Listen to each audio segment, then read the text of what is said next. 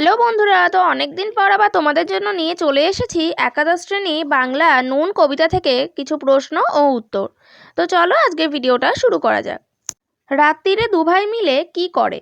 গল্প, অভিনয়, গঞ্জিকাতে টান দেয়, মেশিন চালায়। সঠিক উত্তর হবে গঞ্জিকাতে টান দেয়।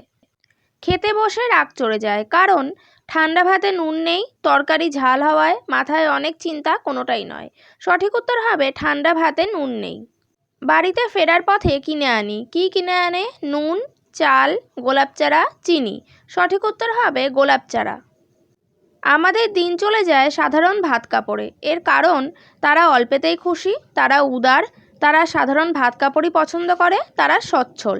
সঠিক উত্তর হবে তারা অল্পেই খুশি। নিম্নোক্ত কোনটি জয় গোস্বামীর বিখ্যাত কাব্য? অগ্নিবীণা, ছাড়পত্র, যারা বৃষ্টিতে ভিজেছিল, যেতে পারি কিন্তু কেন যাব। সঠিক উত্তর হবে যেতে পারি কিন্তু কেন যাব।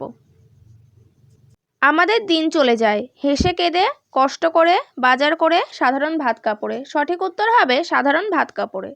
রাগ চড়ে মাথায় আমার, আমি তার মাথায় চড়ি, নিন্দা করি, গোলামি করি, কোনোটিই নয়। সঠিক উত্তর হবে মাথায় চড়ি। হতদরিদ্র শ্রমজীবী মানুষের দিন চলে কিভাবে? হতদরিদ্র শ্রমজীবী মানুষের দিন চলে সাধারণ ভাত কাপড়ে।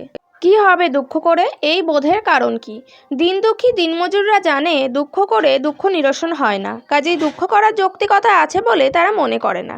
রাত্রিরে দুভাই মিলে টান দিই গঞ্জিকাতে, গঞ্জিকাতে টান দেয় কেন? রাত্রিরে দুভাই মিলে গঞ্জিকাতে টান দেয় সংসারের অভাব, অনটন, দুঃখ, দারিদ্র্য, অসুখ বিসুখ, ধার দেনার চাপ আর দুশ্চিন্তা ভুলে থাকার জন্য। সব দিন হয় না বাজার, হলে হয় মাত্রা ছাড়া, এই ব্যতিক্রমী বাজারের কারণ কি? দিনমজুরদের প্রতিদিন কাজ না থাকায় আয়ের অনিশ্চয়তার কারণে প্রতিদিন বাজার করা সম্ভব হয় না, হলে কখনো সখনো তা বেহিসেবিপনায় মাত্রা ছাড়িয়ে যায়। বাড়ি ফেরার পথে কি ঘটে? বাড়ি ফেরার পথে দৈনন্দিন জীবনের অপরিহার্য সামগ্রী না কিনে হিসেবিয়ানার বাইরে গোলাপের চারা কিনে ঘরে আসে। সে অনেক পরের কথা, কি প্রসঙ্গে এ ভাবনা? গোলাপের চারা কোথায় পুঁতবে, তাতে ফুল হবে কিনা, অগ্রপশ্চাৎ কোনো কিছু না ভেবে গোলাপের চারা কিনে ফেলা প্রসঙ্গেই এই ভাবনা। মাঝে মাঝে দিন চলার অবস্থা না থাকলে কি হয়? মাঝে মাঝে দিন চলার অবস্থা না থাকলে দুপুর রাত করে বাড়ি ফেরে এবং ঠান্ডা ভাতে নুনের সংস্থান না থাকলে মাথায় রাগ চড়ে। গরিব খেটে খাওয়া মানুষের মাঝে মাঝে দিন চলে না, তখন তারা বাড়ি ফেরে কখন? গরিব খেটে খাওয়া মানুষদের মাঝে মাঝে যখন দিন চলে না, তখন তারা বাড়ি ফেরে দুপুর রাতে। আমি তার মাথায় চড়ি, এখানে কার মাথায় চড়ার কথা বলা হয়েছে? এখানে কবি জয় গোস্বামী রাগের মাথায় চড়ার কথা বলেছেন।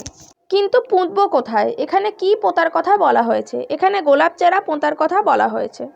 রাগ চড়ে মাথায় আমার, আমি তার মাথায় চড়ি। মাথায় রাগ চড়লে কি ঘটনা ঘটে? মাথায় রাগ চড়লে বাপ ছেলেতে, ভাইয়ে ভাইয়ে তুমুল চেঁচামেচি করে সারা পাড়ার বিরক্তির কারণ হয় তারা, এই ঘটনাই ঘটে। ঠান্ডা ভাতে নুনের দরকার কেন? নুন ছাড়া ঠান্ডা ভাত বিস্বাদ, পানসে, জোলো, তাই ঠান্ডা ভাতে নুনের দরকার। আমরা তো অল্পে খুশি, এখানে আমরা বলতে কাদের বোঝানো হয়েছে? যারা দারিদ্র্যসীমার নিচে বসবাস করে, যারা প্রত্যেক দিনের কঠিন পরিশ্রমে প্রত্যেক দিন রোজগার করে, আমরা বলতে তাদের বোঝানো হয়েছে।